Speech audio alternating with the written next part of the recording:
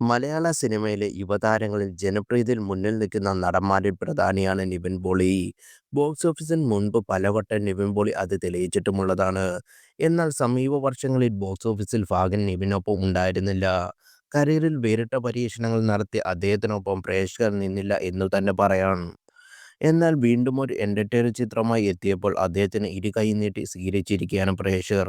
അഖിൽ സത്യൻ സംവിധാനം ചെയ്ത നിവിൻ പോളി നായകനായ സർവ്വമായിയാണ് ആ ചിത്രം. ക്രിസ്മസ് റിലീസായി എത്തിയ ചിത്രം ആഗോള ബോക്സ് ഓഫീസിൽ നിന്ന് ആദ്യ 5 ദിവസം കൊണ്ട് 50 കോടി രൂപ നേടിയിരുന്നു.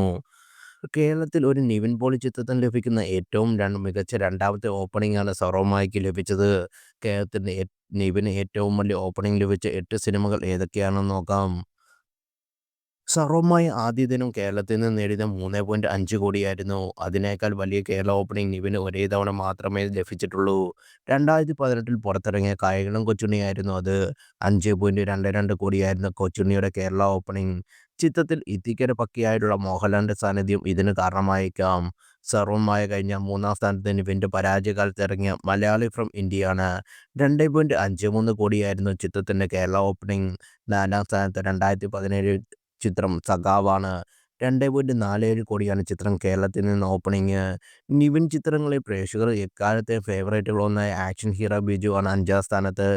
2016 റിലീസ് ചെയ്യപ്പെട്ട ചിത്രം ആദ്യ ദിനം കേരളത്തിൽ നിന്ന് 1.60 കയറി. മൾട്ടി സ്റ്റാർ ചിത്രം എന്ന് പറയാവുന്ന ബാംഗ്ലൂർ ഡേയ്സ് ആണ് 6-ാം സ്ഥാനത്ത്. 1.58 കോടി ആണ് ബാംഗ്ലൂർ ഡേയ്സിന്റെ കേരള ഓപ്പണിംഗ്. നിവിന്റെ കരിയറിലെ ഏറ്റവും വലിയ ട്രെൻഡ് സെറ്റർ ചിത്രം പ്രേമമാണ് 7-ാം സ്ഥാനത്ത്. 1.43 കോടിയായിരുന്നു ചിത്രത്തിന്റെ ഓപ്പണിംഗ്.